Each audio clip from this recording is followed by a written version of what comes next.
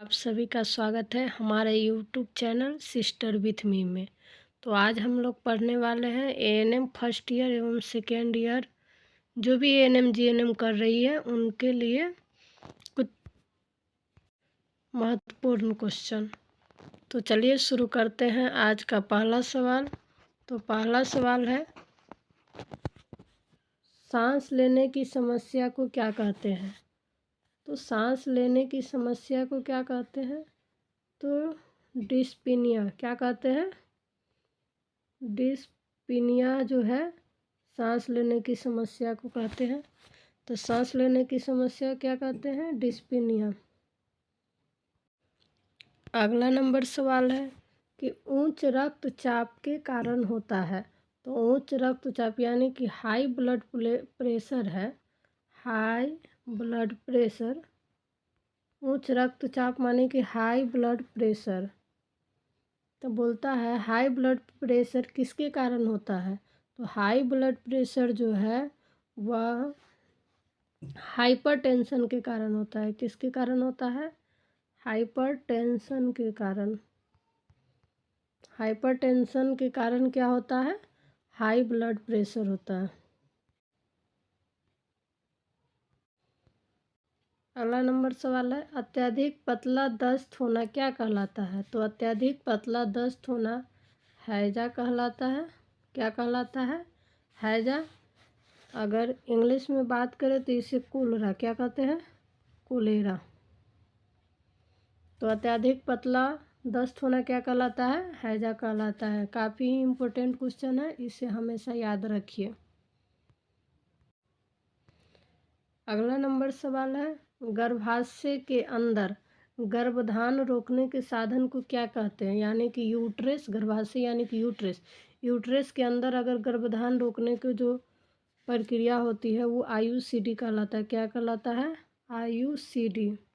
IUCD का full form होता है इंट्रा यूट्राइन कॉन्ट्रासेप्टिक डिवाइस। तो आईयूसीडी का फुल फॉर्म क्या होता है? Intra uterine contraceptive device. यानी कि गर्भाशय के अंदर गर्भधान को जो रोकने की प्रक्रिया होती है वह आईयूसीडी कहलाता है, जिसमें कॉपर टी, जैसे कि कॉपर टी, एक कॉपर टी भी कई प्रकार के होते हैं, 2 प्रकार का होता है। तो ये सब याद रखने योग्य चीज़ है। चलिए अगला नंबर सवाल है, ग्रामीण स्वास्थ्य सेवा योजना किसके तहत है? तो इसका आंसर है, जो ग्रामीण स्वास्थ्य सेवा के अंतर्गत जो होता है वह आशा आती है। कौन आता है? आशा। तो ग्रामीण स्वास्थ्य सेवा योजना के तहत क्या है? आशा आती है। अगला नंबर सवाल है, जनसंपर्क के लिए बेहतर संपर्क है। यानी कि अगर हम जनसंपर्क यानी कि संवाद जो करते हैं व्यक्ति से, अगर हम काम करते हैं किसी भी क्षेत्र में, तो उसके लिए बेहतर संपर्क क्या है? तो उसके लिए बेहतर संपर्क होता है व्यक्तिगत संपर्क। यानी कि हर एक व्यक्ति से अगर आप बात कीजिएगा तो व्यक्तिगत संपर्क जो होता है वह ज़्यादा प्रभावी होता है काम के क्षेत्र में। तो व्यक्तिगत संपर्क यानी कि इंडिविजुअल अप्रोच। Individual approach.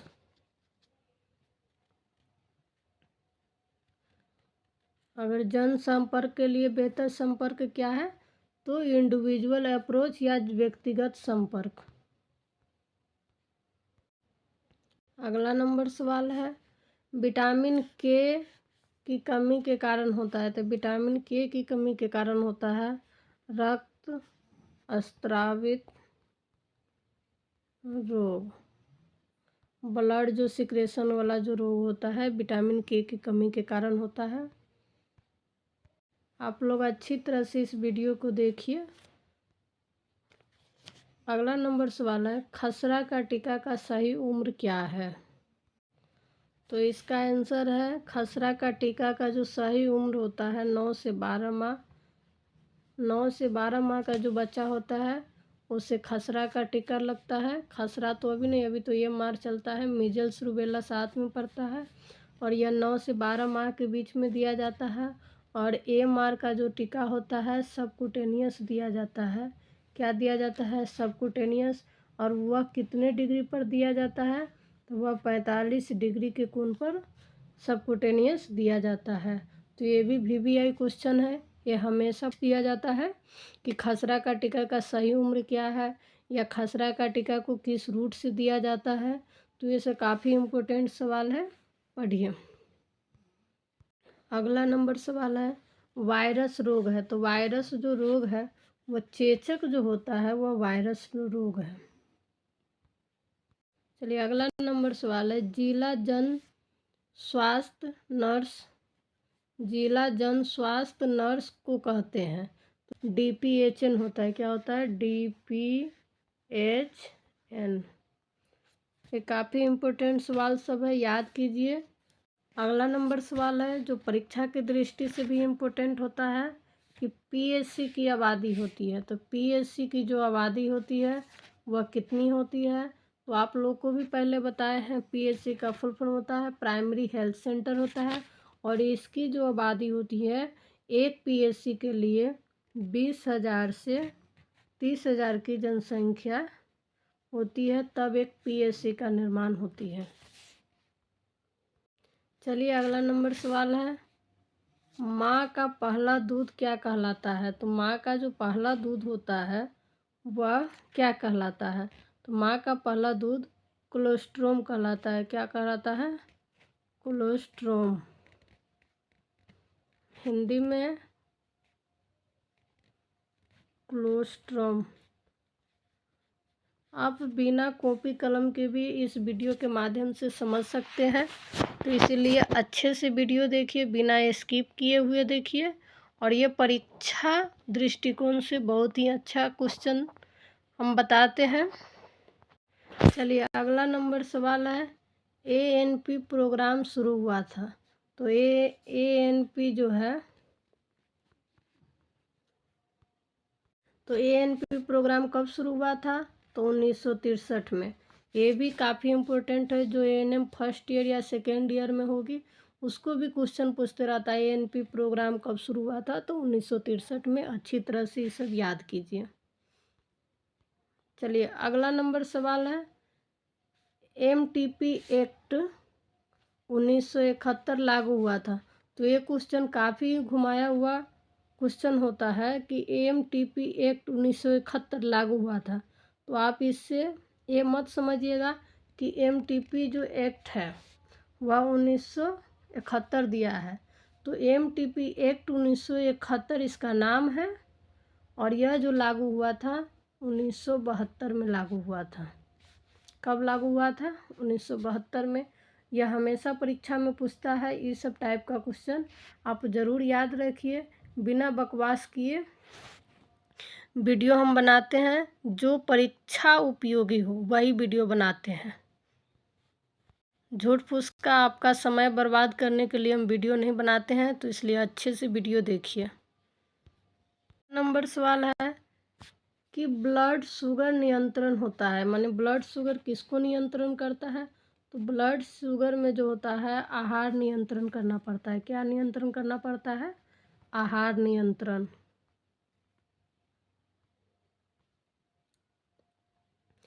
चलिए अगला नंबर सवाल है कि जून 1993 में लागू हुआ था। तो जून 1993 में क्या लागू हुआ था?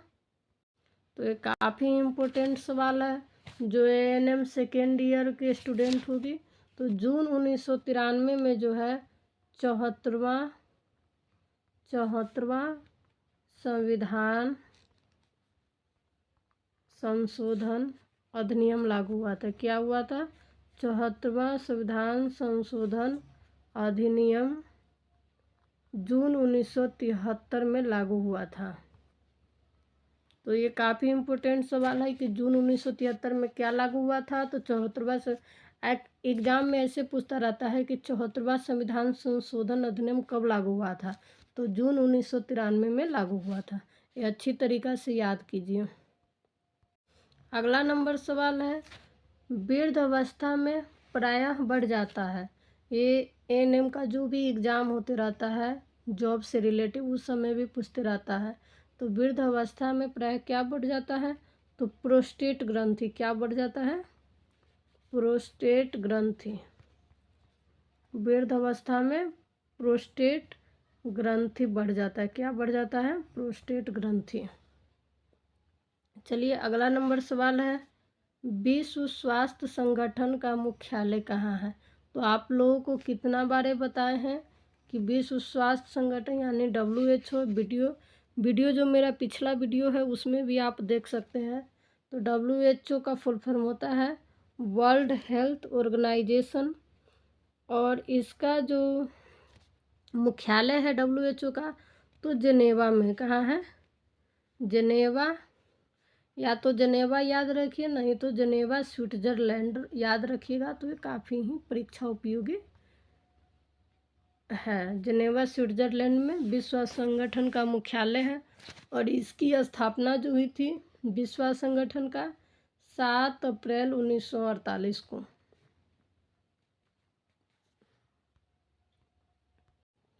अगला नंबर सवाल है, विटामिन डी की कमी से होता है। तो विटामिन डी की कमी के कारण क्या होता है, तो रिकेटस होता है। क्या होता है, रिकेटस होता है। विटामिन डी की कमी के कारण क्या होता है, रिकेटस होता है।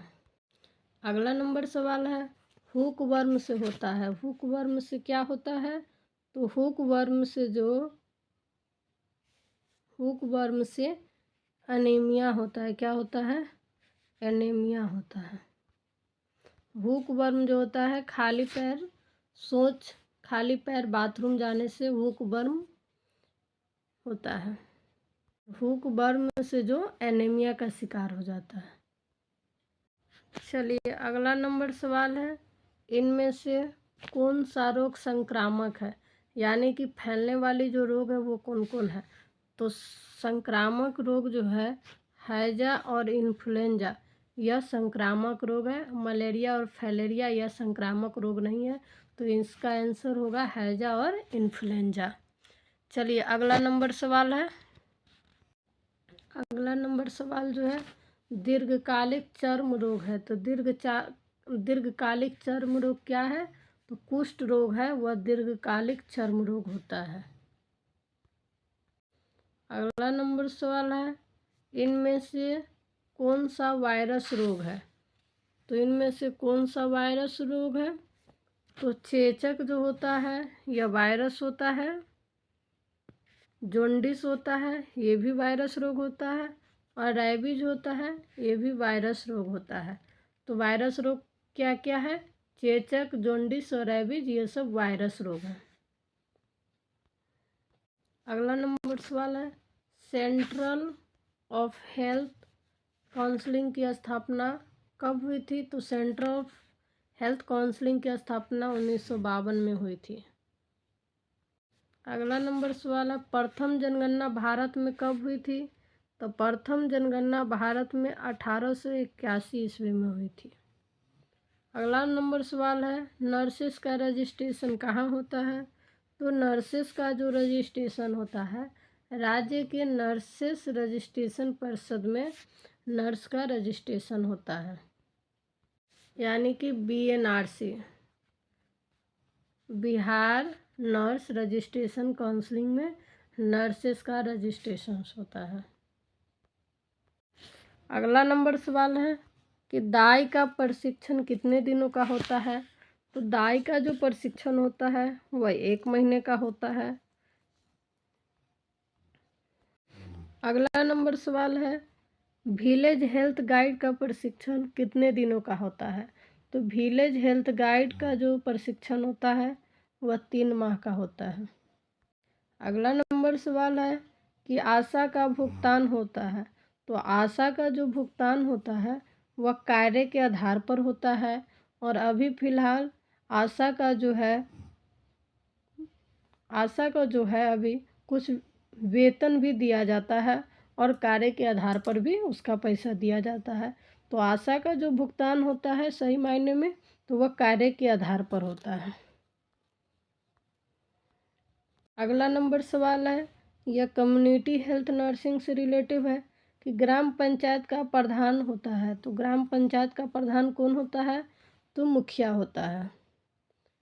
चलिए अगला नंबर सवाल है, पंचायत समिति का प्रधान होता है, तो पंचायत समिति का कौन प्रधान होता है?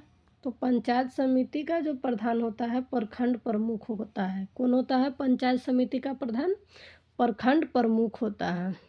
अगला नंबर सवाल है, जिला परिषद का प्रधान होता है, तो जिला परिषद का जो प्रधान होता है वह कौन होता है? तो जिला पंचायत अध्यक्ष जो होता है जिला परिषद का प्रधान होता है। तो चलिए अगला नंबर देखते हैं, जन्म के समय नवजात का वजन होना चाहिए, तो जन्म के समय जो है नवजात शिशु का वजन जो कम से कम +3 किलोग्राम होना चाहिए। तो जन्म के समय नवजात वजन 3 kg होना चाहिए। ऐसे तो फॉर्मूला है, जन्म के समय नवजात शिशु का जन्म 2.5 से 3 kg के बीच में होना चाहिए। अगला नंबर सवाल है जो काफ़ी ही VVI सवाल है, इसको याद रखिए कि 2 बच्चों के बीच समयांतर के लिए परिवार नियोजन का सर्वोत्तम साधन क्या है? तो परिवार नियोजन का 2 बच्चों के बीच समयांतर के लिए कॉपर टी लगाना सबसे ज़्यादा सर्वोत्तम साधन है। अगला नंबर सवाल है कि क्वारंटाइन का अर्थ होता है, तो क्वारंटाइन का अर्थ क्या होता है? तो क्वारंटाइन का अर्थ होता है संक्रमण से ग्रसित रोगियों से मिलने की मनाही, यानी कि जो संक्रमण से ग्रसित रोग वाले पेशेंट है उससे मिलने के लिए मना होता है, तो उसे क्वारंटाइन होता है। जो पेशेंट संक्रमण से ग्रसित होता है वह क्वारंटाइन में होते हैं, जिससे सभी को मिलना जुलना नहीं रहता। तो चलिए आशा करते हैं कि आपको ये वीडियो पसंद आया होगा। ऐसे ही वीडियो देखने के लिए लाइक शेयर कमेंट एवं सब्सक्राइब चैनल को ज़रूर कीजिए कि जब भी हम वीडियो बनाएं तो सबसे पहले आप तक पहुँचे। आप सभी को वीडियो देखने के लिए धन्यवाद।